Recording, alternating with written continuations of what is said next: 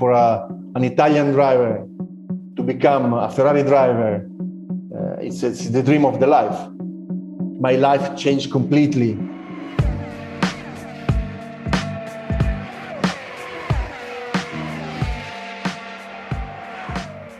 Hello everyone and welcome to Beyond the Grid with me, Tom Clarkson. My guest this week is a driver who had his day of days at the French Grand Prix back in 1990. He finished second in the underdog Leighton House March, having led local hero Alain Prost for much of the race. So as the F1 circus decamps to the very same Paul Ricard circuit this week, it seems like the perfect time to relive it with my guest, Ivan Capelli. Ivan was a brilliantly fast racing driver. He dominated the junior categories of the sport, becoming a champion in Formula 3 and Formula 3000. And he achieved amazing feats in Formula 1 as well.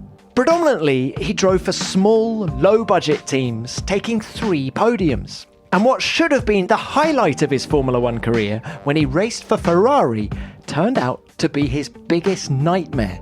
The F92A was very uncompetitive, and Ivan didn't see out the 1992 season with the team.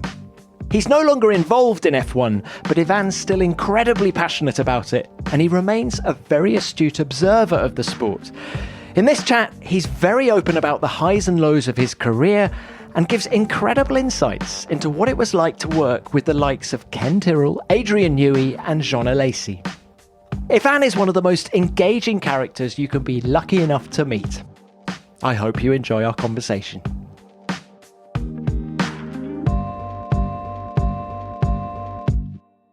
Ivan, it is wonderful to have you on the show. Thank you for your time. How are you? What's going on? Well, I'm now in Switzerland since 2 years. I'm actually following a different project that is far away from the motorsport, because I'm involved in a factory that is producing instrumental for medical stuff, basically for the blood grouping. And I'm managing a factory with 40 people. So I'm involved in this new project that is quite interesting, even if obviously I'm still following Formula 1, motorbikes, rally, everything, because I'm missing a lot anyway, the paddock. Well, I hope you're going to enjoy talking about Formula 1 with us. This weekend is the French Grand Prix. So I thought, where's a good place to start with, Ivan? Why don't we talk about the 1990 French Grand Prix at Paul Ricard? You finished second, having led Alain Prost for much of the race. And there are the 2 leaders. Prost very close to Capelli still, and Prost will be challenging as they go into the double right hand, and I'm sure he's going to go for the inside. He has, and Prost has got done it. Alain Prost has got through. Sad, very sad for Capelli. Alain Prost wins the French Grand Prix exultantly in front of his home crowd on his home circuit. And look at Capelli coasting across the line with Senna right behind him. Would you say that was your greatest race? Yeah, absolutely. It was the greatest race of Leighton House team. And it was also my sliding doors, probably. Because with the second place, we could manage to realize the best results of the season. But probably I missed my only victory in Formula 1. That could change completely my career, maybe. I don't know. But it was a crucial time in 1990. Probably, yeah, I must say that it was my sliding doors of my life, yes. Let's talk about the performance of the car first. We'll come on to the other opportunities in a bit. But were you surprised by the pace of the car that weekend? Because people may not know that you hadn't qualified for the previous race. Yeah, in Mexico, we came home without racing, and that was really painful. And then in Paul Ricard, we found a completely different situation with a very flat circuit in comparison to Mexico. Our car was then responding pretty well with the downforce. We also managed to made a little change in the diffuser at the back, copying a little bit the diffuser of the Williams team. And with Gustav Brunner, who was the technical director of the team at the time, we managed to start from Friday to work actually to find a solution and a setup not to change the tires during the race. And we focused on that since Friday morning. Even on the starting grid, I was fighting with Gustav because he was pushing me to change a little bit the front wing again, the aero balance. And then we managed to split the aero balance in two pieces, the outside for him, the inside for me. And then we have, it's true. And then we start like this. I mean, knowing that we were focusing on expecting the others to stop and to change the tires and then to start to push. For this reason, we had this kind of race because we had a completely different strategy. Why were you so convinced that not stopping was the way forward? Because we found a very good balance, because we managed to approach a scenic corner, for example, lifting up a little bit the gas throttle and not going full throttle completely in the scenic corner, and to save a lot of the left tires. And as well in Le Bossé, in the double right corner after Signe. And because basically we found a very good aero balance with the downforce and the very little wings that we used at the rear. So the car was very quick on the straight and not putting so much pressure on the tires. Actually worked very, very well, because in the mid part of the race, we were first and second with Maurice fighting with Alain, and it was a good situation for the team, obviously. Then Maurice had a problem with the engine. And I saw this car that was obviously parked on the straight line with the smoke coming out from the cover engine. And so I was really worried about my engine, obviously. And Prost, then he could caught me in very, very, let's say, small time. I mean, he was, after a few laps, he was just behind me. And he started to try to overtake me at the end of the straight line. But let's say mid-race, over a curb, I lost my right mirrors, so I couldn't see him. So when all the time that he was actually trying to overtake me, I was closing the door, and then he was afraid, because he was obviously fighting for the championship. The points for him was more important than me. For this reason, he was not trying to overtake me there anymore, and then he overtook me just 2 laps to the end when I had the engine problem. He must have been thinking, this guy Capelli's a bit aggressive. Yes, a lot. I think so, yes. So what did Alain say to you on the podium? Not much, actually. He was obviously very happy because he scored a win, and at the same time, the 100th wins for Ferrari in the history. So he was very proud of this, obviously. And he was just astonished by our performance, because he remembered very well that we were not qualified in Mexico. But it was a nice guy. I mean, a nice moment having or being on the rostrum with Alain Prost and Ayrton in the third place. Fantastic. Now, you say it was your sliding doors moment. Even finishing second, did any opportunities present themselves immediately after that? Not really, actually. Can I put it to you that the reason Flavio Briatore got in touch with you after Alessandro Nannini injured himself in that helicopter accident was because of that performance? Is that fair? We might say that it's like that, the story, yes. Because it's true that in 1988, I scored the second position in Portugal, again with Alain in front who won the race, and third was Thierry Boutsen. But then in 1989, we had a very critical season because the car was not really performing and not even closer to the 1988. So in 1990, we were still fighting a lot and having problem because, as we said, we had a non-qualified in Mexico the race before. So that performance probably put me again on the table of Briatore or in his list, let's say, of drivers that could manage to join the Benetton team. while we're talking about Flavio, can you tell us the story? What happened with that Benetton seat at the end of 1990? So Nannini injures himself, and how soon after that is Briatore on the telephone to you? Well, I was actually in my parents' house, and I arrived actually at my parents' house. And my mom said immediately to me that she listened on the TV that Alessandro had an accident. And I said to her, look, there are no tests today. How can Alessandro had an accident? Oh, no, it's an helicopter accident. And then I immediately switched on the television and I saw and I followed all the news. And then this was around 4 o'clock, something like that, 4 o'clock in the afternoon. At 7 o'clock, or even early, probably 6:30, I was still in my parents' house. I received a phone call directly there from Briatore. And the first thing that I asked to Briatore was, how is Alessandro? How is his condition?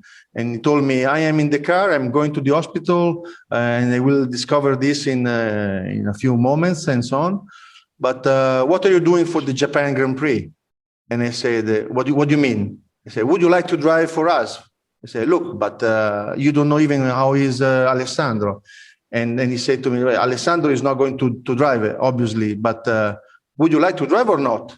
And I said, look, I said just a week ago to Akira Kagi that I will continue in 1991 for the Late Hours season. And I give my words to Akira Kagi. And then he said, so what's your decision? I say, look, at the moment, I have to say that I cannot drive because I have to talk to Akira Kagi, or anyway, I have to find out how is the situation, so on. And then he didn't say a lot. I mean, he just closed the communication, and I found out that somebody else joined the team, the Benetton team in Suzuka. That was Moreno, Roberto Moreno. So Flavio wanted an answer from you in that same phone call. Absolutely.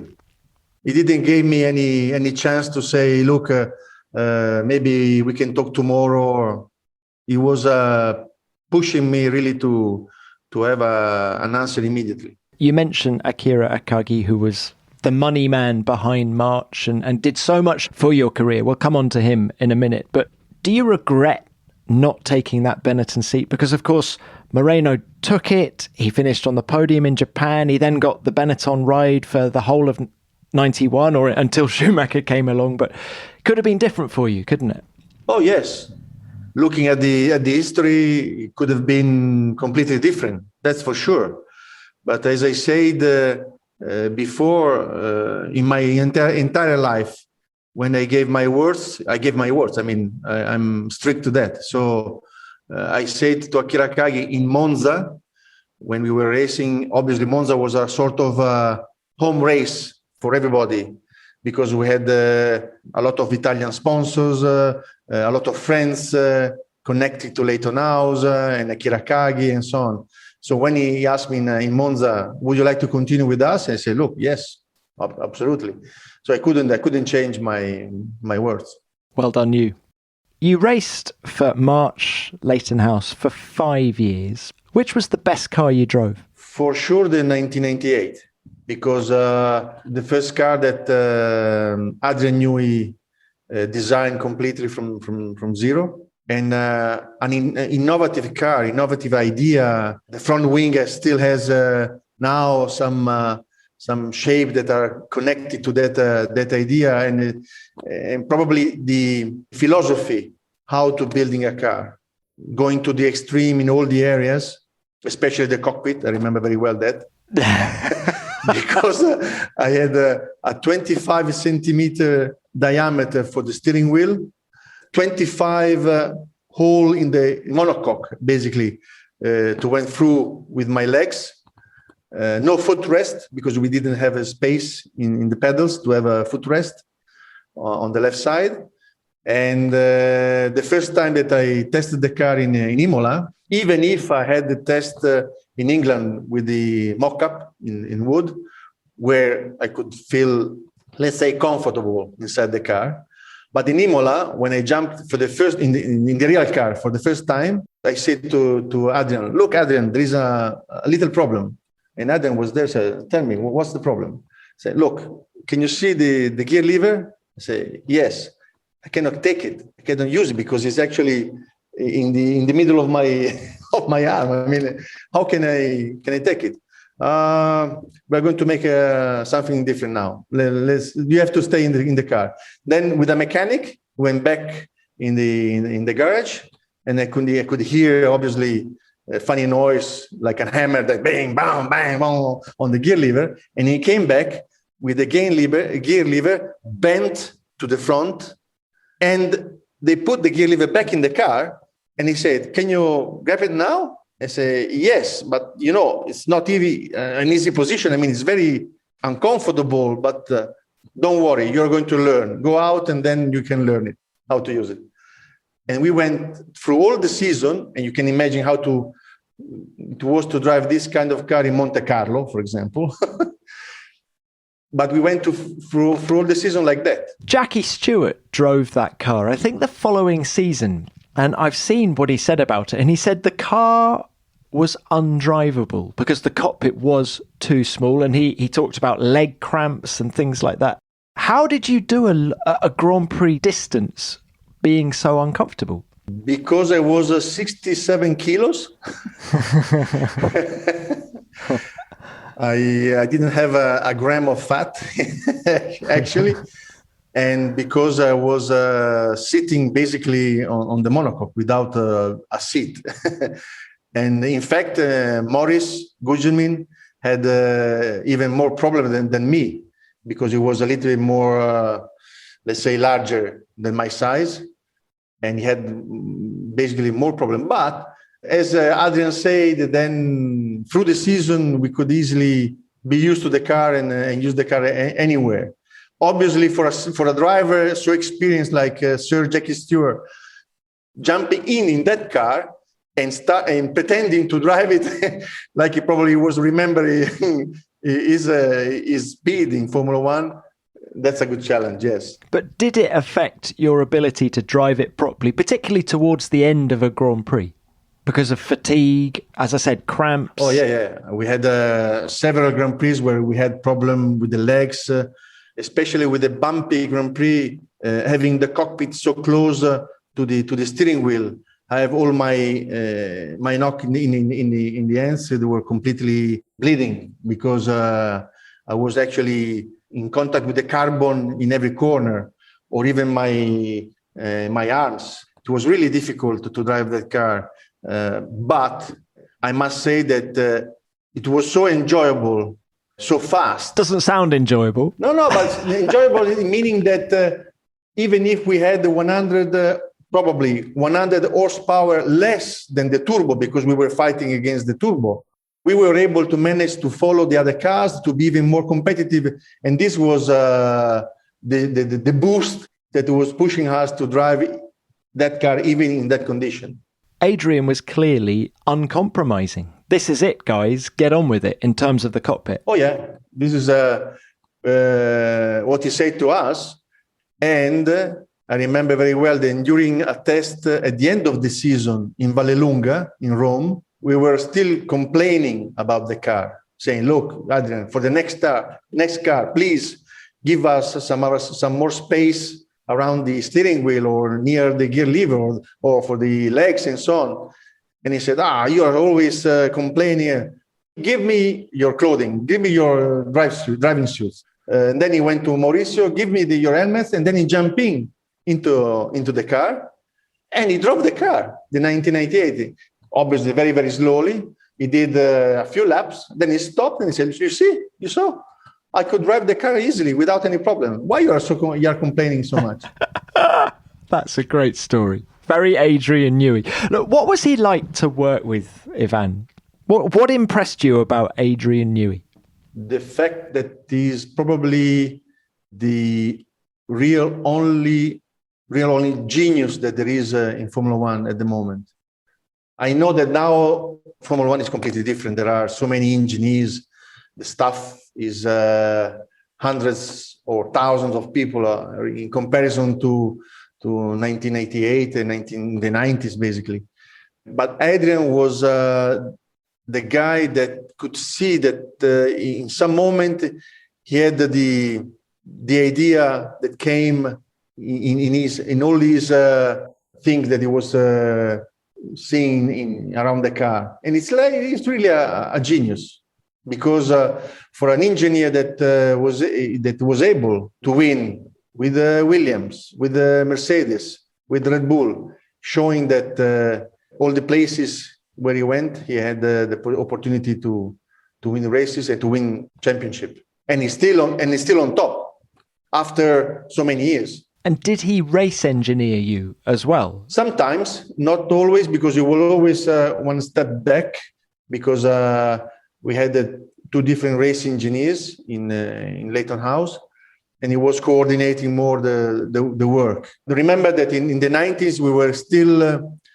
fighting against things that now probably are not more a problem in Formula One, like overheating because our radiators were too small, or in some Grand Prix like Brazil or in other places very hot, where I could listen and everybody could listen, mechanics in the garages working to reduce the body work, to open some NACA air duct or so on. I mean, now this kind of Formula One is not anymore in the paddock. But in that time, sometimes you have to find solution at the circuit. And I've heard some drivers say the joy of working with Adrian is that in him, you're with a man who wants to win as much as you do. Ferociously competitive. Yes, unfortunately, I didn't have the opportunity to feel this kind, obviously, situation, even if he was pushing us very hard. But I must say that in Leighton House, for a moment, we had the best combination that several years after won some championship, because I had Adrian and Mario Ilian with the Ilmor. So we had all the ingredients, let's say. We just didn't match the right time. It's in our design, the force, the will to move forward, the voice calling us to do things no one thought possible. And at Johns Hopkins Medicine, we are listening, creating blood tests that detect cancer, new treatments to reduce damage from heart attacks, new ways to help the next family who needs us. So we imagine and we care, not just for us, but for all of us. Johns Hopkins Medicine, forward for all of us. Before we move on from 1988, can you just describe that summer, particularly that string of races when you finished third, fifth, and second in consecutive races? I mean, it must have been an incredible experience, particularly with a team that was so small. Yeah, it was very a family atmosphere, is what I really liked in Leighton House team, because for the size, obviously, of the team members, that at the time we were not so big like now, the opportunity to share dinners with all the mechanics, or to have time even in the paddock to share some moments. And this pushed us, for example, in Japan, to be so relaxed and so, let's say, easy, that we could manage really to score an important result in Japan, despite the fact that we had an electrical problem that stopped the car. But we were the first car non-turbo leading a Grand Prix after the turbo era, when I was fighting against Ayrton and Alain in Suzuka, 1988. And did you enjoy being the David, if you like, against the Goliath of Ayrton Senna and Alain Prost? Did you enjoy being the underdog? Yeah, I like very much to be the underdog, yes. Because obviously, as we said, there is no pressure. All the results that are arriving are welcome in any case.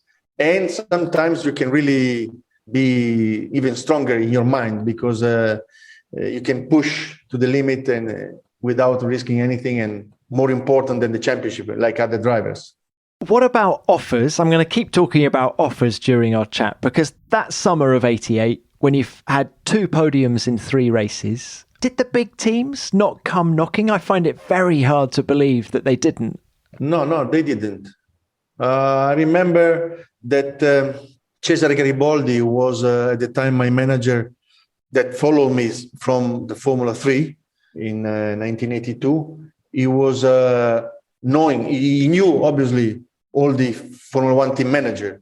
We had a chat with Frank Williams in the garage, but nothing serious, obviously. And I didn't have the opportunity to jump, let's say, immediately to a top team. And obviously, I continue my career with Leighton House, even in 88 and 90. I didn't have any other opportunity, let's say. Okay, interesting. Disappointing too, because do you feel that you were at the height of your powers in that 88 season? When were you at your best? Yes, we can say that around 88 and 90 was probably the best moment of my driving skill in Formula 1. When you were driving with the most confidence and absolutely getting the job done.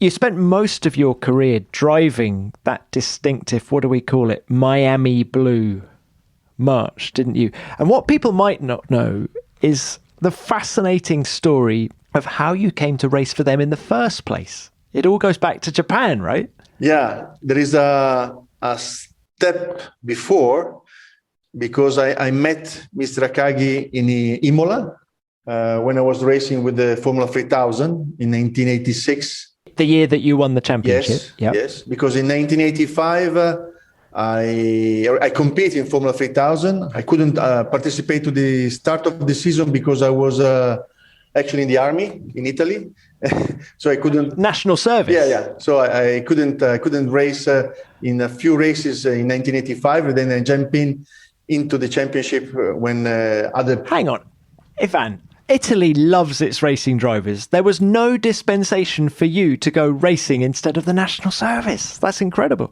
For the first 4 months was impossible. And because I started in January, I was able just to join the field on May, June. What kind of stuff did you do in the national service? We'll come back to your racing career in a minute, but what was it like? How hard was it? Was a normal national service. I mean, despite the fact that I was older than the other guy, so I had the people with me that had 18 years old that was actually giving me instruction, and I was 22 years old, 23 and 23. So that's the only problem. But what were you doing? Were you having to go and make a camp in the Dolomites or go marching and... No, most of the time I spent my national service most of the time in La Spezia, that is in Liguria, near the sea, near Genova. And I stayed there for 4 months. And that place was a place where people that arrived spent 1 month to be prepared for the national service. And I didn't move. I stayed there for 4 months. And because the people that came couldn't use basically gun or other things like that, I was always involved in what we call the routine work when you have to stay and protect the area. Defense. I was spending all my time basically doing that. Obviously, hoping every day to open my mailbox to receive the letter that I had, the dispensation to go. And could you ring your racing team or find out what was... You could still stay in touch. I was able to phone to my team. In Italy, at the time, we didn't have the cellular phone, obviously. And I remember that I was collecting all the coins to use on the telephone, the public telephone, queuing with all the other people, obviously, waiting my turn, and then with the coins to phone to my team and say, "Look, I'm still here. What are you doing? Get me out!" And what, people sending you Autosprint and Gazzetta dello Sport just to keep in touch with what's going on? Yes, yeah? And when I received my, let's say, dispensation because of my sporting career and so on. But I have to justify to the office, to the military office, where I was racing, because I had to point out during this weekend, I'm racing in Vallelunga. In the other weekend, I'm racing in Dijon. And when I understood that they just had to have a race, basically, in the weekend to give me the dispensation for the period, at least 3-4 weeks. And then I had to come back for a few days to live again. I was putting in the list all kinds of races. I remember that in 85, I did also Indianapolis. and if I remember well, the Finland rally, because I put it in the list because they were not asking me, but are you actually going to Finland to do a rally? And I said, I'm doing this, and this, and this, and this. Ah, okay. How many? 1 month of dispensation. You can go. What a brilliant story. I love that. So that's national service. Sorry, we digress. But so, Akagi-san. Yes. You've met him whilst doing Formula 3000. Tell me more about that story. I met Akari-san in Imola, 1986. I was racing basically with a white car because we didn't have a lot of sponsors. Cesare Garibaldi was managing the team, and the team was Genoa Racing. And I was introduced to Mr. Akagi by Yasukawa, that was the manager of the Bridgestone motorsport company in Europe. And he introduced me to Akagi-san, and because Akagi-san had a team, Formula 2 team in Japan, and unfortunately, the driver that was competing in Japan had a road accident, and he was killed in that road accident. So they were looking for a new driver. And Mr.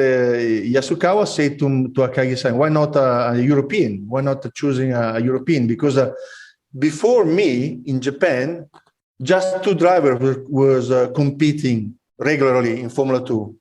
Jeff Atkinson and the other was... ARL. ARL, Connor? Yes. Yeah. ARL. So I was joining a very small team, let's say. And Akagi told me, look, I would like you to come in Japan to race for me and so on. And I said to him, look, obviously I have to race in Europe for the Formula 3000. I can come, but I need some money because we don't have a lot of sponsors. So why not splitting the prize money that I can provide with my performance and my results, 60-40. 60 for you, 40 for me. And then we shake the hands in the middle of the paddock, and he said, okay, come to Japan.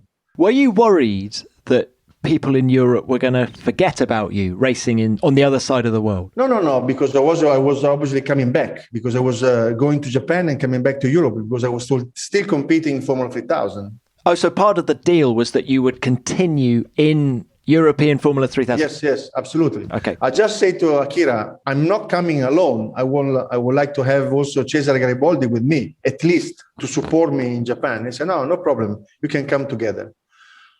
And I remember very well that because we bought the ticket, Cesare, that was very enthusiastic and big fan of flights. I mean, he knew everybody around the world in all the airport and so on. He could manage to have a very low price ticket for obviously economical. And we went to the Japan like that in economic. When we arrived in Japan, immediately we realized that the story was completely different, because I had the assistant of Mr. Akagi, Minoru Yasukawa, same name, that came to pick up me at the airport. And immediately we saw, the Rolls-Royce car that came to the airport to pick up us.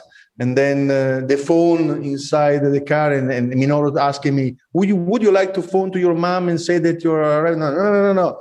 If there is some cost, I don't want to to spend any money. So, this was the story. Very, very strange.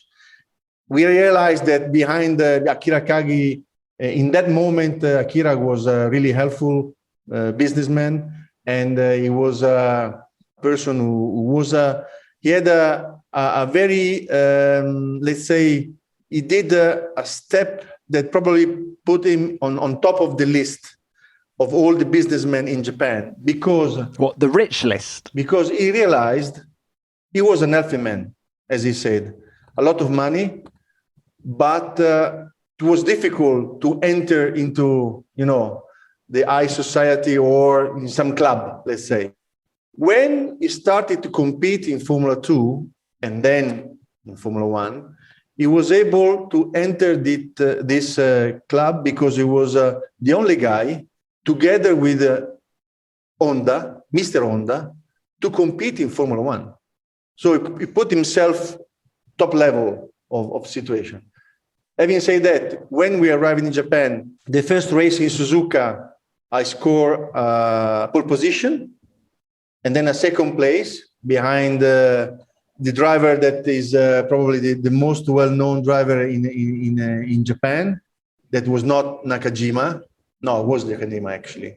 We're talking Satoru Nakajima. Satoru Nakajima, yes. And the second story that is quite particular is that when we went to Akagi office after the first race, he gave me an envelope, a closed envelope with the money, the prize money in already, cash. And I took the envelope, and we were talking about the good race and so on, because the first was the first podium for Leighton House history and so on. And then I turned to Cesare and I said, look, I'm going to check the money that there is in the envelope. And Cesare told me, are you crazy? I mean, what are you doing? I'm not doing anything funny. I mean, just checking the money. So when I opened the envelope, even Minoru Yasukawa was, opening the eyes and say to me, no, don't do it. And then I start to count the money, and I realized that Akagi gave me more money than the 40%. So I said to Mr. Akagi, look, this is wrong. This is your money. Your part of the money, not my part of the money. And then from then, Mr. Akagi obviously was everybody were laughing and so on. And he gave me even more money to to come back to Italy and to race. And then after 2 races, we paint even the car in Europe with the Miami blue color. And we managed to win the championship in Europe and to score some other good results in Japan. What an amazing story. How did you find Japan back then? Did you get very homesick? It was the real Japan. When I say real, I mean without, for example, the road instruction were still in Japanese writing. Everything to find a person who could at least speak a little bit of English was very, very difficult. It was difficult to manage how to set up the car, for example, because we were used in Europe to work on the mechanical part of the car, obviously, with the front suspension, rear suspension, the aero kit, and so on. In Japan, because they had a very strong fight between tires manufacturer, Dunlop, Yokohama, Bridgestone, everybody were involved in Formula 2, what was called in Formula 2, because they used a 6-cylinder engine, Yamaha and Honda, and they had a Yamaha engine. They were actually setting up the car with the tires. When I stopped for the first time, I say, look, I have some understeer in the car. I would like to change the spring at the front. No. Wait a moment. They put the car up in the air and then they change 4 tires. They say, go out. I said, no, but they would like, no, go out. They went, I went out with new tires, and obviously the understeer became oversteer. And I stopped. I said, look, now I have some oversteer. Okay, car up in the air, some other tires. So at the end of the day, I asked to the engineer, the Japanese engineer, look, I want to change, at least give me one chance to change just the spring. I don't want to change the tires, just the spring. And I remember very well that we had a meeting all together. Myself, Cesare Garibaldi, Minoru Yasukawa, Akira Kagi, that went to this team, the chief engineer, the mechanics, all sitting on the same table, okay, having a tea. And we had to share these decisions. What do you like to change them about? Why? I said, look, because I have my driving style and want to try to use these springs. So then When the day after we used these springs and we could score the pole position in Suzuka, I remember that Oshino, Yes, the driver, very famous Japanese driver, that's right. very well known and very, very well respected at the time because he was a sort of legend in Japan. He came to our box, to our garage, and my engineer, looking at Oshino coming to the box, he prepared already the technical paper, and then he gave immediately the paper to him to look our setup. And I went there and they closed the paper. What do you want? What you're doing? I know, but Mr. Oshino is asking me the setup. So let him try what he wants to do with his setup, not to copy our setup. What a fascinating insight into the racing scene in Japan at the time. Oh yeah, I mean, for this reason, probably in that time, a lot of Japanese drivers who tried to join Formula One or other categories had some problem to understand that when you are in a circuit, you are fighting and you don't have to share information, despite the fact that they have an history that you know better than me with the samurai, with all this, philosophy. But for some reason, they were not competitive at the time. Was Akagi-san the most instrumental figure in your whole career? Where would you have been in Formula One without him? Yes. Akagi sponsored me for 5 years, as you said, in Leighton House. He gave me the opportunity really to join my dream.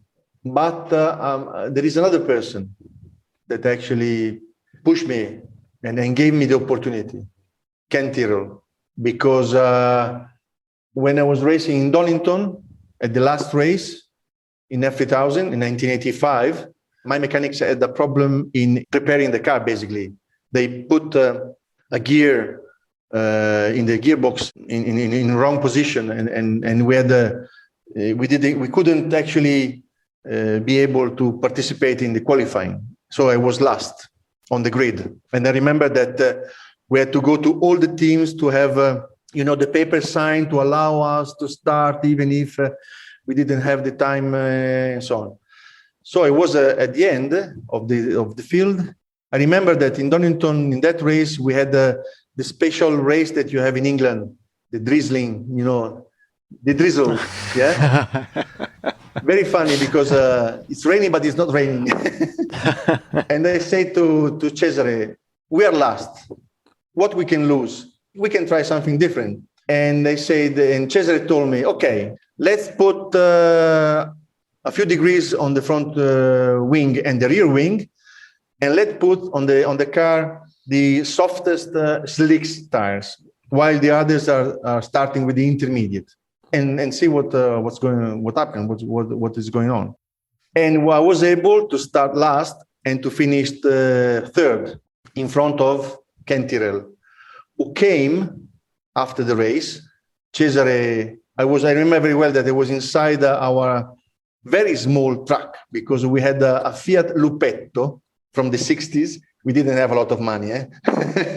Fiat Lupetto is a truck that basically is very short, but very tall. Anyway, I was inside this truck just changing and Cesare opened the door and he said, look, come. There is someone that wants to meet you. And I was really just on my underpants, nothing else. And he said, look, come. I said, but look, can you see how I am? Don't worry, come. So I took something just to cover me. And I went to the door. And you remember that Mr. Tyrrell was very, very tall, obviously. And when I opened the door, Mr. Tyrrell was actually looking me in the eyes, basically, because he was so tall that. But apart that, he said to me, "Look, you did a very good job today, and so on." We talked just for a few minutes, not a lot. He didn't say anything about the possibility or something like that. And when Ken Tyrrell left, I said to Cesare, "But so, what's going on now?" And he said, "Don't worry, something will happen in the future. We don't know when, but be sure that something will arrive. Why was Cesare so sure of that? Because you saw probably Tyrrell, how he was talking to me. He probably had also the chance to talk to Tyrrell in privacy without me and so on. And after 3 weeks, I remember that I was still living in my parents' house, and my mom received a phone call with someone obviously talking in English, and she was shouting in the house, there is someone talking English, I cannot understand, you have to answer. So I answered to the phone, and I said, okay, I'm Ivan Capelli, who's talking? And on the other side, obviously, Mr. Tyrrell said, I'm Ken Tyrrell. And I said to him, okay, you are Ken Tyrrell. Who you are? Okay, come on, who you are? Because a lot of friends of mine in that period, they were making jokes to me on the phone, saying, I'm Licky Lauda, I'm something. And when Tyrrell said to me, look, I'm really Ken Tyrrell, then I understood that the opportunity could arrive. He said to me, would you like to race for us in the European Grand Prix in Brands Hatch? And I say to him, look, first of all, I would like to thank you for this opportunity, but I don't have money. I cannot bring you millions of dollars or thousands of dollars. I don't have a sponsor. No, don't worry. The car is paid. I mean, you don't have to bring any money. And I say, look, okay, but I would like to try the car because obviously, I'm driving a Formula 3000, but a turbo car, because the time they were racing with the 6-cylinder Renault engine. And he told me, look, Renault is not providing us any engine. We don't have any opportunity to try to test the car. And I say, okay. Then I know Brands Hatch, but just the small circuit. I never compete in the long circuit. I did a test with the Brabham BT 53 with Stirling Moss, Pierluigi Martini in 84 in the small circuit. But I would like to try, maybe you can organize a Formula 3 test to understand the circuit, to the long one. And he said, look, we don't have money also to provide this test for you. Would you like to come or not? And I said, yes, I'm coming to race. Okay. So again, I took a flight to go to England without Cesare because we didn't have the money for Cesare to come. So I was completely alone. I arrived in London Heathrow and I took a bus. I'm not joking. I took a bus to go to Brands Hatch. And then I entered into the paddock with my bag and the helmets inside and the overall, obviously. Then on Wednesday, I did the sit in the garage, typical work that with the mechanics and so on. And then around 6 o'clock, 6:30, Mr. Tyrrell was looking at me that I was still there. I was not going to the hotel. So he came to me and said, well, what are you doing here? Go to the hotel. You don't have to do anything else. And I said to him, look, yes, I would like to go, but I don't have a car. And he said, what? I said, yes, Mr. Tyrrell, sorry, but you know someone that is going to the hotel that can give me a lift? So he called Martin Brandl, that was my teammate, and he said to Martin, Ivan doesn't have the car for the weekend, so he's coming with you to go to the hotel and to come back to the circuit here in the morning. Okay? Okay.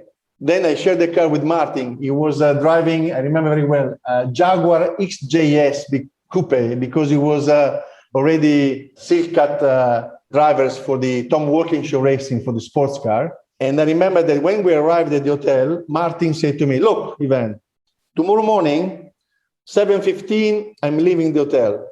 If you're not here in the reception at that time, I'm going.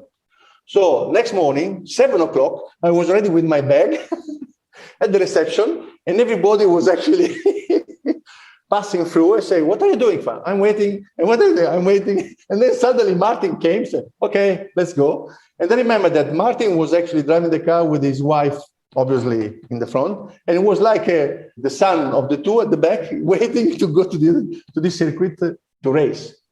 And I made my debut in Formula One in Brands Hatch with the turbo engine on Thursday, because being the European Grand Prix, we had 2 hours add to the normal test or normal weekend, let's say.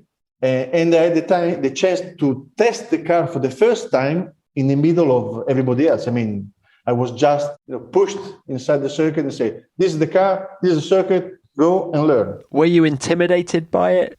How nervous were you about the whole thing, or did you just take it in your stride? No, I was really nervous. The night before, I couldn't sleep, and I realized how difficult was to drive that kind of car, because, as I said, I didn't test the car before, so I discovered everything during the weekend. How to manage the turbo, how to manage the qualifying tires, how to manage all the difficult moment. And I remember very well that in qualifying, I stopped Keke Rosberg, Willie Williams, and Keke, he overtook me. He was actually, shouting to me and do funny things with the hands and so on. And I said to him, look, I couldn't see you, And then he put this car in front of my Tyrrell, and then he braked. And so I actually touched him in the back of the car, and I ruined my front wing. And when I came to the box, Mr. Tyrrell saw me with the wing damaged and said, what happened? I said, I stopped Keke, and Keke braked me in front of me, and then I'm sorry, but I crashed.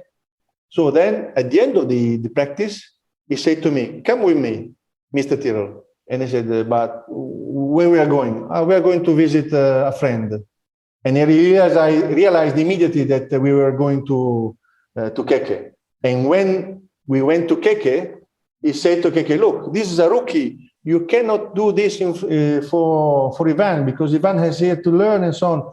And I realized that Keke, at the beginning, he was starting not to fight, but to say that he was in the right in doing this. And after a minute, he changed completely his attitude, and he was more intimidated than me, probably, of Mr. Tyrrell. What an incredible story, an incredible man, Ken Tyrrell. He was known as Uncle Ken, the avuncular Ken Tyrrell. Buying a home can feel like navigating uncharted waters. Redfin agents can help. They'll answer your questions with honest advice so you know exactly what you're getting into. They'll also help you tour as many homes as you want and show you what it takes to make a winning offer. With a Redfin agent on your side, you can sail straight to your dream home. Local expertise from Redfin. That's real estate done right. Tour subject to property and agent availability. Virginia Office Falls Church, VA, 844-759-7732. So I don't know how much time do you have, but I have another story with Keep going with Ken. Yeah, tell me more. During practice, in qualifying, not even actually in free practice, I was using qualifying tires. And for the last corner of Brands Hatch, obviously I use too much power, and in that corner I had a spin. But spinning in that corner means that you are looping like a ball, and I did at least 5 or 6 laps, not touching the wall on the right or left side, luckily. And then I found myself on the right direction, and I did a lap with the tires that they didn't have a flat spot, but actually the rubber came out. So my car was actually really unbalanced and going back. Right down to the carcass of the tire, yeah. So I went back to the pit lane, to my position. And when I arrived in the pit lane area, I realized that no mechanics were ready to help me, but just Ken Tyrrell in the middle of my position, where I had to stop the car, waiting for me like this, standing up. Okay, so I stopped the car, and I was just looking at him, very intimidated, yes. And he said to me, or actually point the finger, he said, "You out of the car." So I unbuckled the belts. Then I went out of the car. And he said, helmet out. So I put the helmet out, balaclava, earplugs, and I was ready to receive a slap in my face, really. And then he was very, very calm. And he said to me, Ivan, what happened? Well, Mr. Tyrrell, I have to say that probably I came out to the corner with a lot of extra power and I couldn't manage it. Okay, so you understand the mistake that you have done and how serious you could have destroyed the car or actually having problem? Yes. But in the meantime, the session was going. The other cars were running or lapping in the circuit. So the sound, the engine, I was in this kind of condition. Say, okay, now put the helmets back in the car and go out. It's just at that time the mechanics join the car and start to work. Wow, what a powerful character. Yes. And you remember it all vividly, I can see that. Also, the Brands Hatch Grand Prix circuit, one of the best in the world, isn't it? Very tough, very difficult, really dangerous as well, obviously, for the speed in some corners. But as usual, as we usually say, a real track, a track for men. And what did Ken Tyrrell say to you when you finished in the points at the very next race? I had a problem during the race because my carbon seat was broken. So I started to bend my back through the race. And it was when I finished the race, I was really, really, really in a critical condition for my back. And when I stopped in our area where everybody stopped, funny to say that it was Keke who won the race, that came trying to help me to get out of the car. And then I realized that I couldn't move because my back was really painful. My muscles was, I don't know how to say in English. I mean... Spasming, I would imagine. Yeah. Yeah. Very sore. Then a physiotherapist from the medical center came and he helped me really to get out of the car because as soon as I was out, even out of the car, I was getting back in the same position as I was sitting in the car, obviously laying down on the floor. But just to let you understand how was critical my situation, because for the half of the race, I have to keep the body on the steering wheel, either in the acceleration or in the braking area, because the seat was moving for half of the race. So how can you imagine how was difficult? And this was the first Adelaide Grand Prix. So was it a very bumpy track back then as well? Big curbs? Very bumpy, very... I was lucky that obviously a lot of failure had all the other drivers and I was able to finish in the points because I was very, very close to retire for the painful back that I had during the race. And then when I saw there was a 7th and then 6th and then 5th, and I said, look, I cannot stop now. So I was, pushing without thinking of the pain and so on. Then I spent nearly 2 hours in the medical center with this physio starting to help me, starting to give me the possibility to move again, basically, because I was completely stuck at the back.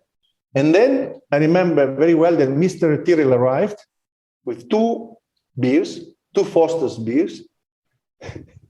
He entered into the medical center and he said, "Oh, how are you, Ivan?" I said, "Mr. Tyrrell, you can see that I cannot even move. I can't move. I mean, it's a very critical situation." Okay, but you are young. You will be perfect in a few days. By the way, the mechanics are really proud of your race, and these are 2 beers for you from the mechanics. So he stayed there for, I don't know, maybe 10 minutes, and then he went. And he literally he left me there alone, completely alone. And I joined the team probably 7 o'clock in the evening, something like that. Still with the overalls, and with my helmets, not even able to walk. I was like a sort of robot because I was all stiff at the back. And the mechanic they were packing all the stuff and so on. Obviously, they were cheering up about because of the performance and the results that we had. And then, luckily, an Australian guy that was helping us during the weekend. Funny to say, but his name was Tyrrell. He gave me a lift to the hotel. And when I arrived to the hotel, again, for a funny reason, I remember very well that we were at the Hilton Hotel at the time. And I was entering into the Hilton Hotel, and Mr. Tyrrell with his wife, they were exiting from the hotel, going to dinner. And Mr. Tyrrell said to me, "So, Ivan, how are you?" I said, "Mr. Tyrrell, you see, I'm just arriving. I'm still with the overall." And this was my story. How fantastic. What an experience. Your first 2 Grand Prix in Formula One. Was there ever an opportunity to race for Tyrrell in 1986, or was that never discussed? No, it was discussed. It was discussed because during the winter, we had a lot of discussions, but unfortunately in 85, it gave me the opportunity to race in Brands Hatch and Australia without sponsor, without the support of a sponsor from my side. In 86, he was asking me money. And in 86, I was not ready to collect all this amount of money to race. Which, of course, sort of takes us back to what we were talking about and the influence that Akira Akagi had on you. He was the guy that made it happen with the money, with Leighton House. Yeah, Akira was the person who gave me the opportunity to race in Formula One from 87 to 91. We had a very strong relationship, and even the decision of entering Formula One was a very special situation because we had a dinner at the airport at the end of 1986. And Akira was, I remember very well that Akira was offering me to race in Japan in 87 in Formula 2, nearly $200,000 with everything else paid by Leighton House, apartment, car, food. And I say to him, and Cesare was, pushing me, yeah, accept. And I said to him, look, Mr. Carrick, but I'm ready to race in Formula One. I would like to compete in Formula One. And he said to me, well, okay, but who you are talking to? I mean, do you have any team that is interested in you?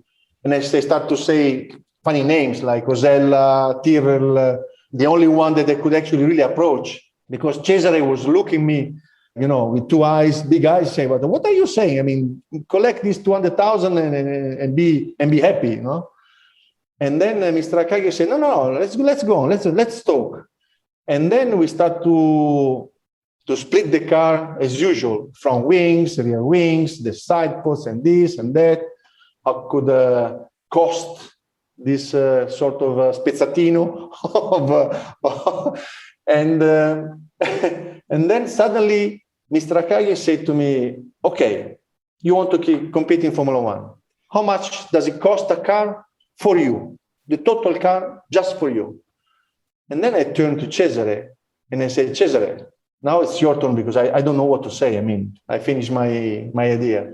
And then Cesare said, "A car for Ivan, Cosworth engine, tires, $4 million. And Akagi said, "Okay, $4 million. Are you sure that you can compete in Formula One? Are you ready?" And I said, "Yes, Mr. Akagi, I'm ready." And then he gave me the hands. We shook hands, and he said, "Okay, we are in Formula One. You have $4 million to spend."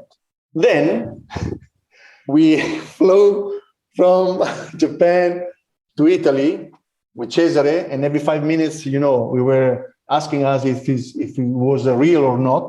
I remember very well that Cesare, when we landed in Milan, after 1 day, he took another plane to go to UK.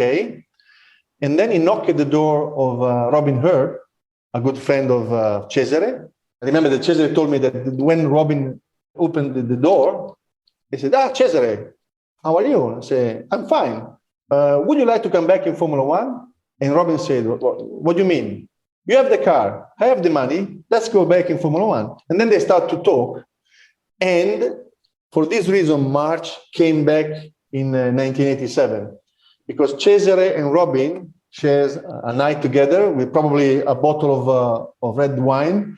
And finally, they decide to go back in Formula One. And at the first race in Jacarepaguá in Brazil, with a Formula 3000 modified, because we didn't have the time, so they cut the tank of the Formula 3000 to increase the capacity. We went to Jacarepaguá, and remember that the total team, including myself, my father, Cesare Garibaldi, Akira Kagi, his girlfriend, Minoru Yasukawa, Armin Mader, who gave us the engine, and so on, and the mechanic, we were 17 people. And were you confident that Akagi-san was going to deliver the money? Did you have any doubts in the back of your mind? I had no doubts about that, but after, actually I shook the hands of Mr. Akagi at the last race, that was probably in October, if I remember well. Then we had November and December to prepare everything. But after a few weeks after my last meeting with Mr. Akagi in Japan, he had an heart attack. Basically, he had to go to the hospital. And it was impossible to get in touch with him. And we start to have a lot of pressure from England, obviously, because Robin Herd was phoning to Cesare. Cesare was answering, just we have to wait because Mr. Akagi is not well, but then we went through November and December with these phone calls that were putting us a lot of pressure. Luckily, we didn't have the mobile phone because otherwise it could have been a real nightmare. But at the end, nearly in December, at the end of December, we received calls from England with some lawyers saying, if you are not signing a contract, we are going to sue you because we have the car ready and so on. And I remember that when Mr. Akagi, luckily, he exited from the hospital, that everything was fine because he had an operation with a bypass and so on. The first thing that he asked to the management team in Japan, he asked, have you signed a contract with the van? And everybody said, no, look, we are just waiting. So immediately he called us, immediately he called Robin Herd and the lawyers, and we flew to Japan after Christmas, and we spent there 3-4 days before the last day of the year. In that moment, we signed the contract for $4 million for the 1987 season. And we start like that. Incredible. 93 Grand Prix later, etc., etc. We haven't even discussed Ferrari yet. I cannot understand you. Sorry. I The line's gone down. Sorry. Because it was going so well, wasn't it? Until the end of 91, and then you get the call. Can you just tell us, how did the Ferrari drive come about? Obviously, they had the problem with Alan Prost. Then Morbidelli did the last race in Adelaide. I must say that Leighton House had already some problems in 91, and I was looking for a drive in another team. I was able to achieve a deal with Scuderia Italia. And Scuderia Italia using, at the time, Dallara chassis and a Ferrari engine, also for the 92 season. And I had already a contract, basically, signed. Then I received a phone call from Mr. Lombardi. He was the chief of the Gestione Sportiva at the end of 1991. And he said to me, look, Mr. Capelli, would you like to race for us? And I said to Mr. Lombardi, but I have already a contract with Dallara and Scuderia Italia. Don't worry. It's something that we can manage to sort out. They exchanged the contract with some free engines for the 1992, something like that, if I remember well. And obviously, I say yes, because for an Italian driver to become a Ferrari driver, it's the dream of the life. You say, obviously, you said yes. Did you have any reservations at all? Obviously, because I couldn't, I didn't have the chance to see the project. I didn't have the chance to talk about strategy. And so they just said to me on the phone, would you like to come to join us or not?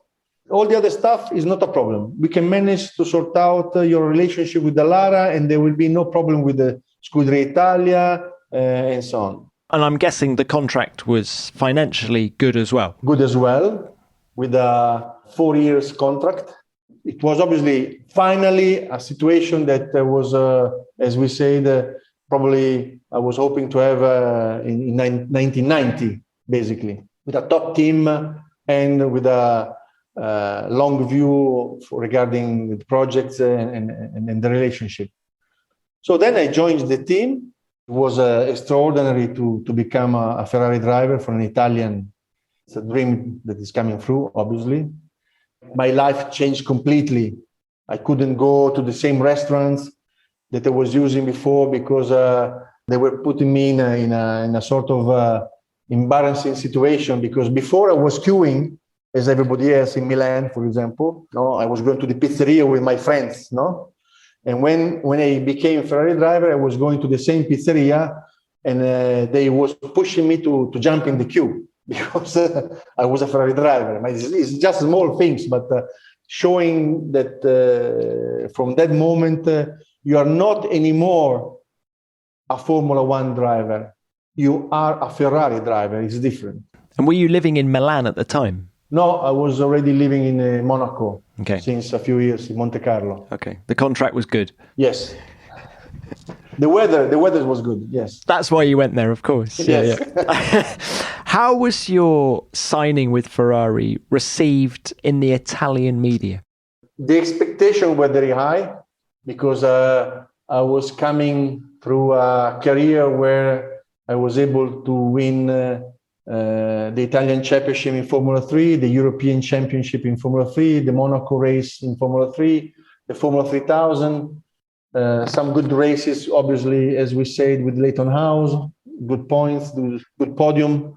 So I had also probably the right age to be involved in such a strong team, because I was 30 years old. For a sportsman, it's probably the best age, because you have the experience, you have the knowledge, you have everything.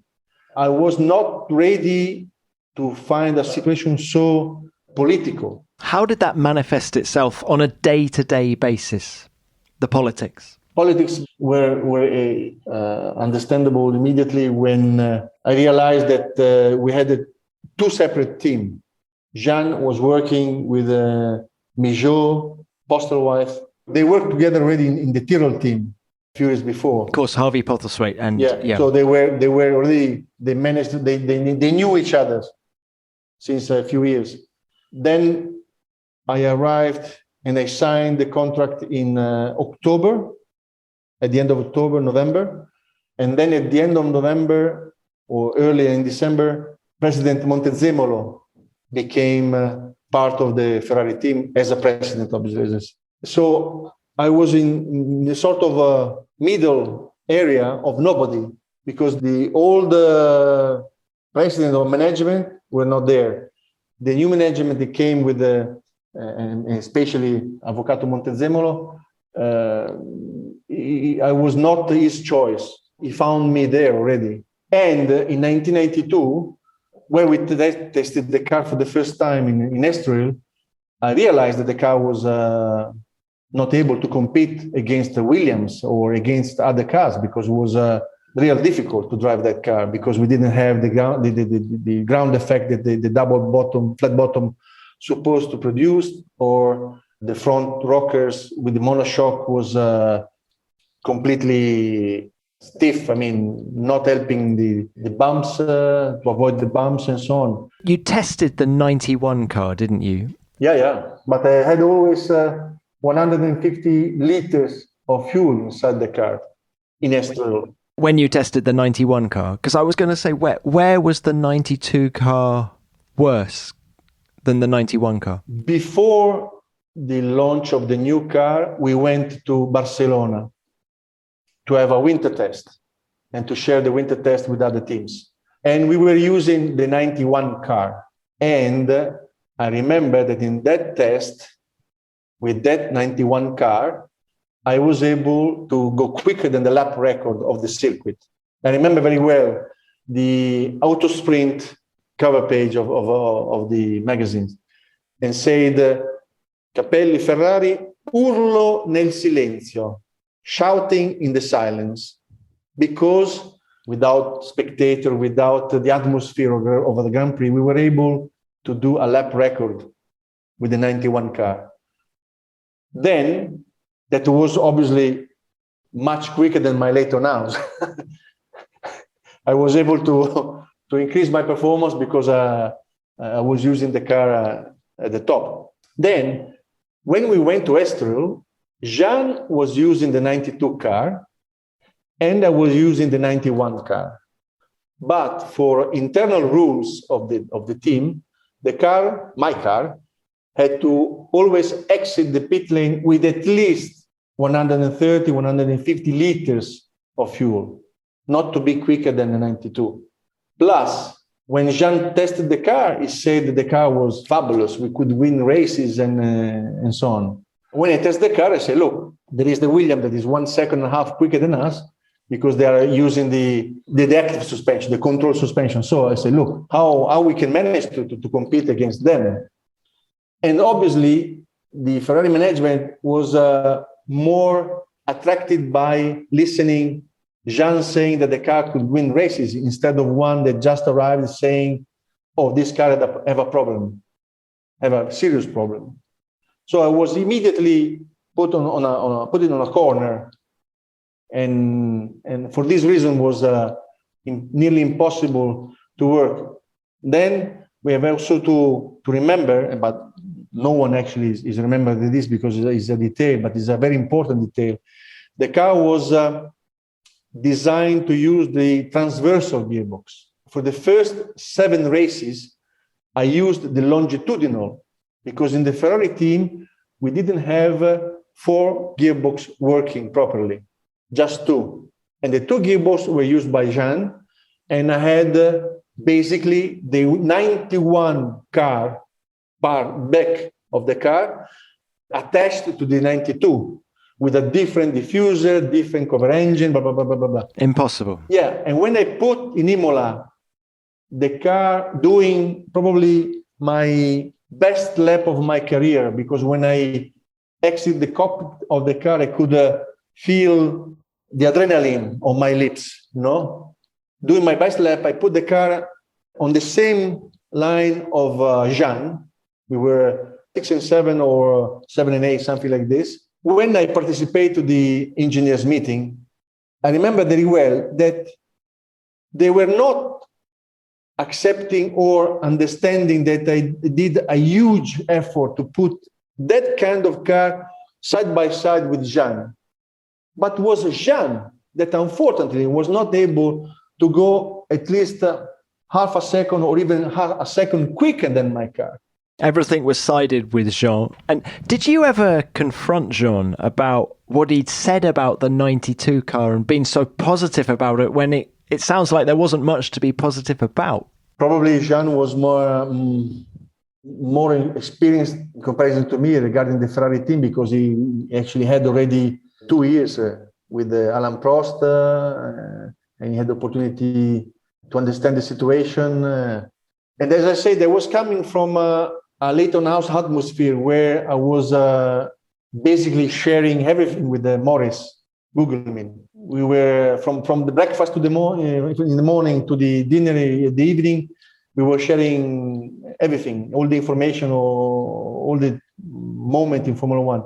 Ferrari had the first time, I realized for the first time that racing for a top team was a different story, or especially in Ferrari, because I had just experience with the English team before. Were there any high points? I mean, you finished 5th in the 3rd race in Brazil. Did you believe at that point that you could salvage something from the season, or even from the beginning you were thinking this isn't going to be good?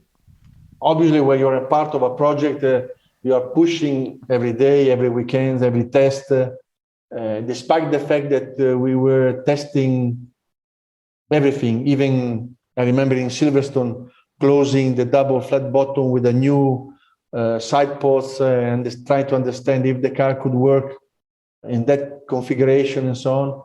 But we didn't have anything that could help us at least to do an acceptable result during the season, because the suspension were, especially the one in front, the monoshock, couldn't work. The aero with the double flat bottom couldn't work. The engine had a problem with the blue buy for the oil, and we have to reduce the revs during the year. I remember very well in Mexico that on Friday and Saturday, all together with all the practice that we had, I could do maybe 10 laps, 14 laps, because as soon as I was going out, after 3 laps or 4 laps, in the long corner, before the straight line, boof, then they changed the engine. Then 3 laps, boof, another one. And I remember that I qualified the 21st. I was side by side with Wendlinger, with the Leighton House. We were side by side. How can you find yourself or put yourself in a good mood when you are in that position?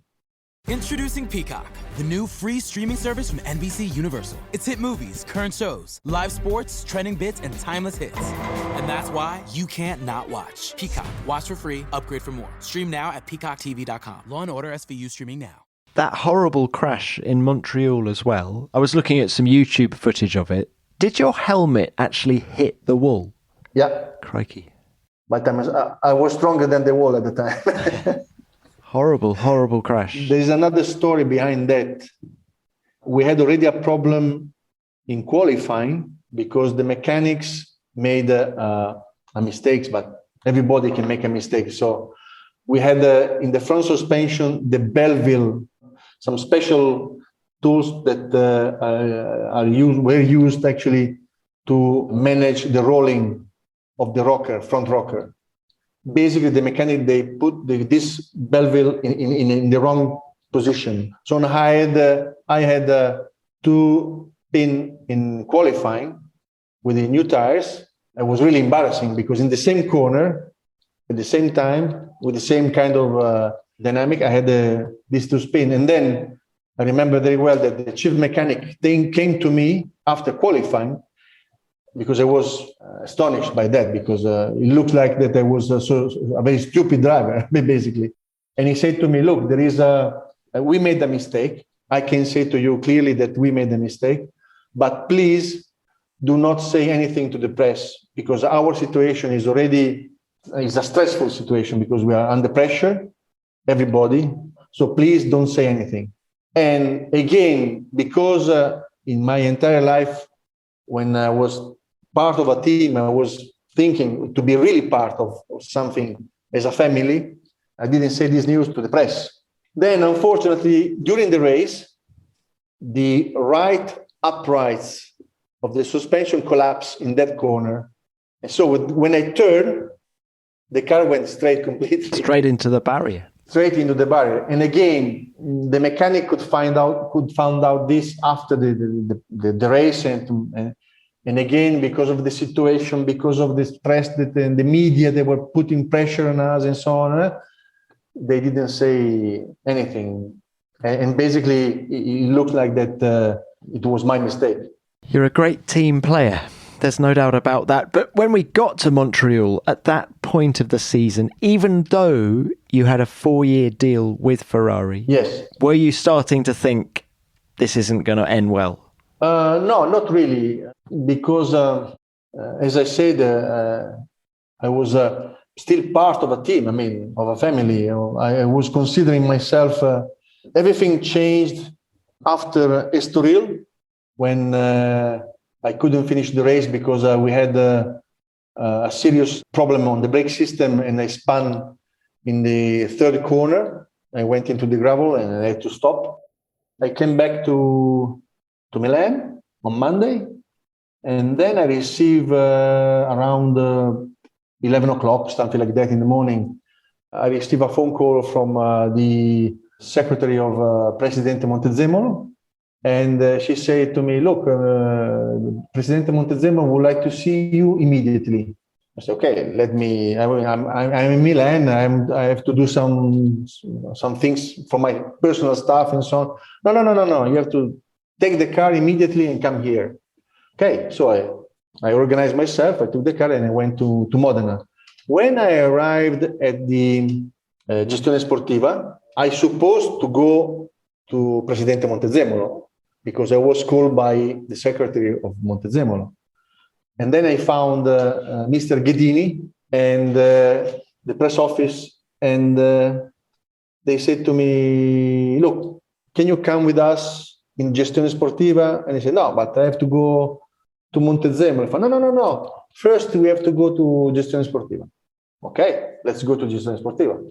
So we entered into Gestione Sportiva, and I was brought in an office where Postelwhite, that at the time was already in charge of Gestione Sportiva, because during the year they made a change from Lombardi to Postelwhite, who became the chief of the Gestione Sportiva.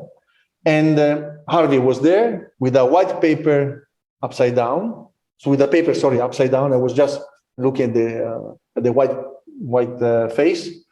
And he said to me, look, Ivan, you have to take a decision, a set decision, but it's the only way to inform you is like that and so on. I say, well, what's going on?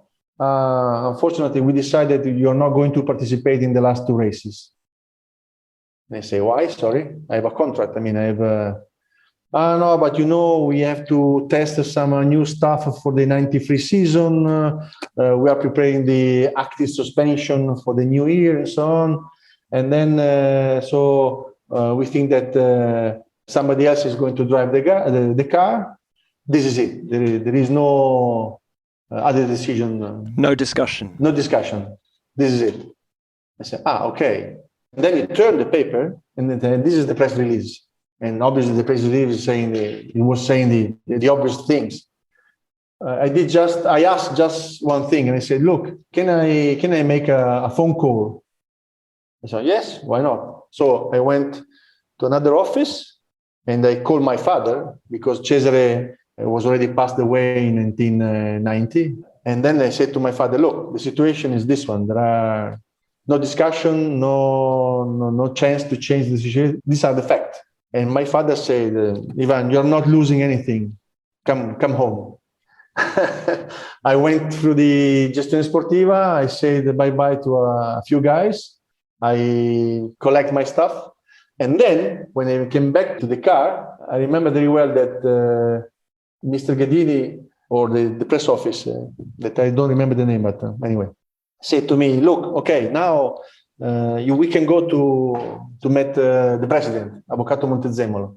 And I said, "Okay, now to go to meet Montezemolo and to talk to him, you can go alone. I'm going home." And then I went home. So you never said goodbye to Montezemolo? He never said goodbye to you? No, because as I said, with the experience that I had, I was expecting to have this information directly from him. I could accept the situation as well, as it happened with Postelwhite and so on, but at least for, let's say, a sort of respect in the work that they did in that year, I was expecting at least to have this information directly from the president and not from somebody else. So when I was told, okay, now we can go to Montezemolo, and I said, no, I'm going home. How much did that year with Ferrari affect you psychologically? A lot, because even when I joined Jordan, where I have to collect the money that I didn't have, I have to put some family money to pay to race after 93 Grand Prix. It was really a very critical situation. Also because Jordan was another tough guy. I mean, not an Eddie is a very tough guy. I mean, he could achieve to become a Formula One team manager and to have a team and so on. And all these people, they could join that not because they are friendly, but they want they want everything from you, and sometimes money. And if you remember, in 1992, the Jordan car, except Barrichello, that did the whole season, but the Jordan car was the second one, was a sort of Formula One rent-a-car. There was like 5 different drivers in that second car. Yeah, 5 different drivers, Naspetti, Thierry Butzen. In 93, yeah.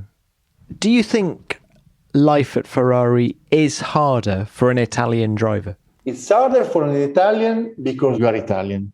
And it's harder, but it was harder for somebody who could talk Italian. Because after my experience, I became a Formula One commentator. I did 20 years with the Italian TV. And I had the opportunity to see Michael Schumacher, Eddie Irvine, actually competing with Ferrari. And I was really not shocked, but astonished by how Irvine was managing his relationship with the team. He didn't probably read the Gazzetta every day because the Gazzetta dello Sport, sometimes with the journalists, they were putting a lot of pressure on him. And Irvine was just, doing up with the shoulders and continuing. And is that the right way to be, to survive? To survive, yes, absolutely yes. In fact, I think that for the 2 guys at the moment in Formula One, for Sainz, Carlos, and for Leclerc, today, the fact that both of them are talking Italian, obviously is making everything more easy because you can talk to the engineers and so on. But in terms of relationship with the media, you have to be very, very careful, yes. You mention Ferrari now. They're having a good season. 2 consecutive poles for Charles Leclerc in Monaco and then in Baku. Do you think Ferrari's upward trajectory is here to stay? Do you think they can compete to win going forward? No, I don't think that this year they can really compete for the championship. They can compete maybe for a win in a race where situation can be helpful, like a safety car or a rain condition or something like that. But to be consistently at the front, no. Because as you know, in Formula One, especially now, you are not performing what you're doing now, but you're performing what actually you managed to put together 6 months ago, 7 months ago. Everything is late, let's say, in terms of... and they have 5 tenths, 6 tenths, some races even 1 second per lap during the race, and that is still a huge road that you have to do in order to be really competitive. The big chance comes with the rule changes next year, doesn't it? Yes. When you have this kind of new rules, basically everybody can have the chance to become, at least for the first season, an underdog. Like in 1988 for Leighton House. Exactly. You love the underdog, don't you? Do you think Ferrari has the foundation to build a good car for 2022? At the moment in Formula One, as we said a few times during this interview, you have a lot of engineers, a lot of people that technology is huge now. You can use a lot of tools, simulator, computers. I don't know how much they can really use. But at the end of the day, you need someone like Adrian Newey, who has the complete picture and has the idea and the road where you have to go.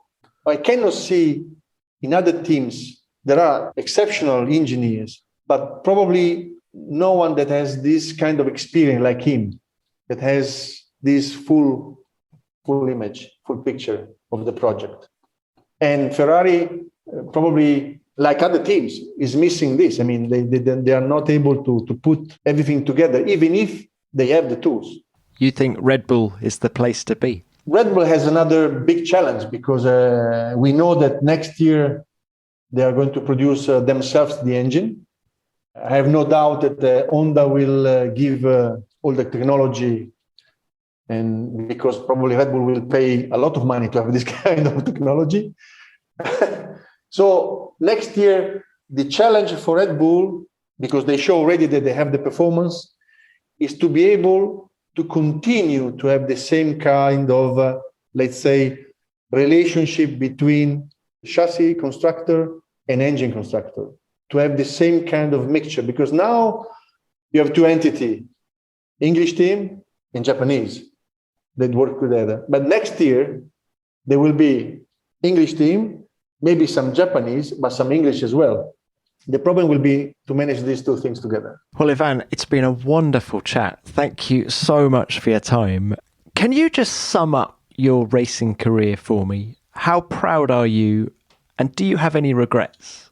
The only regret that I have is that probably in go-kart, I was not able to really win something important, not just at the first year where I won the Italian championship of the Cadetti in 1978, but in some international races.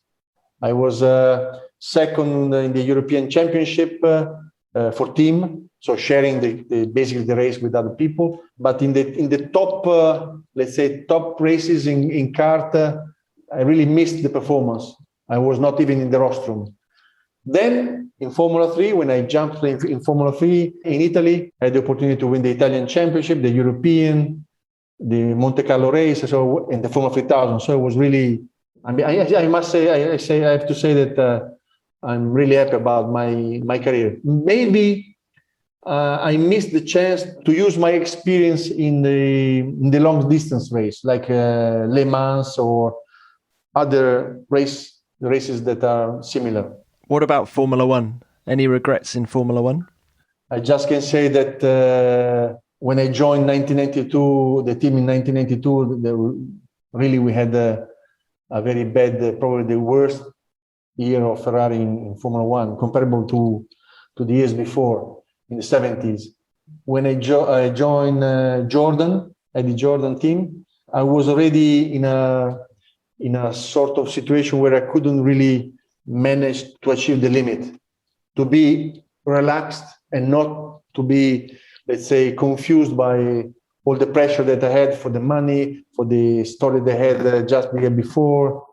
Just one regret, yes, that I was not able to decide myself when to stop.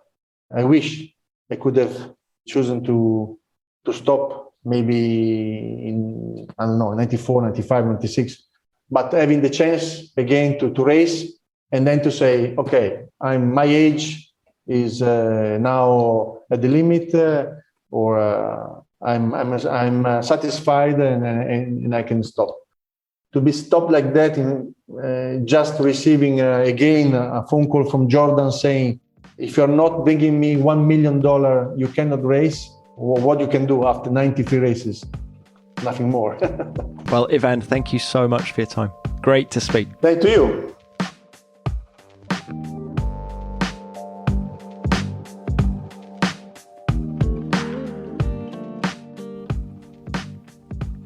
Wasn't he great? I could have listened to Ivan for hours because he's not only a great storyteller, he remembers his F1 career like it was yesterday. The detail in some of his stories is incredible. There were too many wonderful stories to pick a favourite one, but how he got into Formula One on a permanent basis with the support of Akira Akagi, the boss of Leighton House, is a heartwarming one. And as Ivan says himself, it wasn't only Akagi-san to whom he owed his Formula One career. Ken Tyrrell was another godfatherly figure, and those two races that he drove for Mr. Tyrrell at the end of 1985 had so much colour to them. Catching the bus from Heathrow to Brands Hatch to make his Grand Prix debut, being brake tested by world champion Keke Rosberg, and being given a couple of beers by Uncle Ken after a very physical Australian Grand Prix. It was just wonderful. And although it's sad to hear Ivan talk about his season with Ferrari, how his time there unravelled provides great insight into how the Scuderia functioned back then. It wasn't a good time to be racing for the team. Ivan, many thanks for your time. It was great to catch up, and I hope to see you at the Italian Grand Prix later this year. Before we move on, please remember to send in any stories or chance meetings or thoughts that you have on Ivan. Did you see him race? Well, let me know.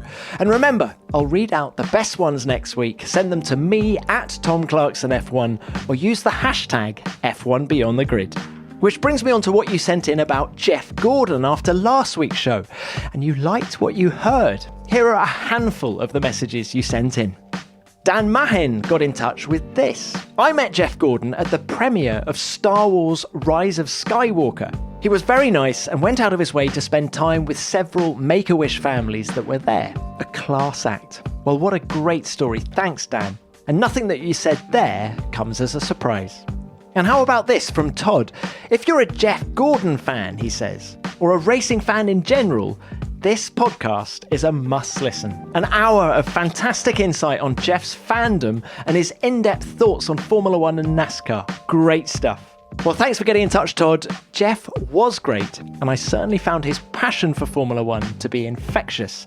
And let's hear from Zach Robinson. This is easily my favourite episode of Beyond the Grid yet, he says. My uncle graduated from high school with Jeff, and our town has a Jeff Gordon Boulevard. Safe to say, we've all been fans for life. I'm too young to remember the Williams test, but I loved every second of the story. Great episode, as always. Thanks, Zach, for the note. Jeff certainly gave us plenty of detail about the Williams test. I hope you feel like you are watching it now. We'll leave it there, folks, although we got literally hundreds of messages about that Jeff Gordon show. Thanks for your feedback, and if I haven't read out your message, please know that I've read it. I read each and every one of your messages. Well, that's it for this week. I hope you enjoyed hearing from Ivan, and remember to send in your thoughts and stories on him.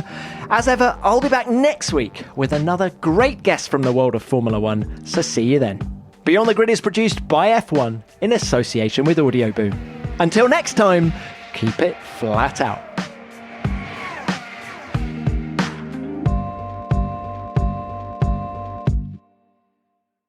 Dunkin' is putting a whole new spin on pumpkin at Dunkin' with our new Pumpkin Cream Cold Brew. Smooth, bold cold brew topped with velvety pumpkin cream cold foam made with cinnamon and nutmeg spices. And there's more pumpkin for you to love, like the delicious fall classic, our Pumpkin Spice Signature Latte. Rich espresso topped with whipped cream, caramel drizzle, and cinnamon sugar. That's how we pumpkin at Dunkin'. Sip into the fall season with the $3 medium Pumpkin Cream Cold Brew or Pumpkin Spice Signature Latte. America runs on Dunkin'. Participation may vary. Limited time offer. Exclusions apply. Valid on Pumpkin Spice Signature Latte only in all cold foam cold brew. Dunkin' is putting a whole new spin on pumpkin at Dunkin' with our new Pumpkin Cream Cold Brew. Smooth, bold cold brew topped with velvety pumpkin cream cold foam made with cinnamon and nutmeg spices. And there's more pumpkin for you to love, like the delicious fall classic, our Pumpkin Spice Signature Latte. Rich espresso topped with whipped cream, caramel drizzle, and cinnamon sugar. That's how we pumpkin at Dunkin'. Sip into the fall season with the $3 medium Pumpkin Cream Cold Brew or Pumpkin Spice Signature Latte. America runs on Dunkin'. Participation may vary. Limited time offer. Exclusions apply. Valid on Pumpkin Spice Signature Latte only in all cold foam cold brew.